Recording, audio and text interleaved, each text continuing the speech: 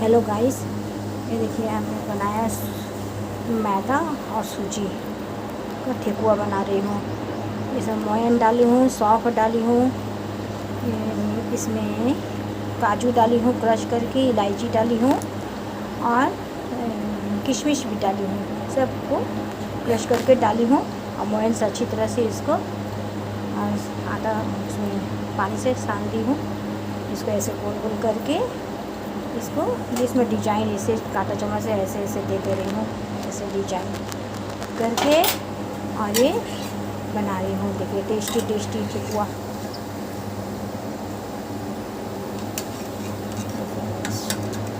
खाने में बहुत ही स्वादिष्ट लगता है ठेकुआ।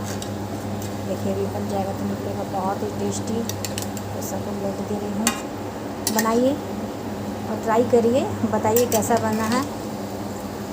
Thank you guys.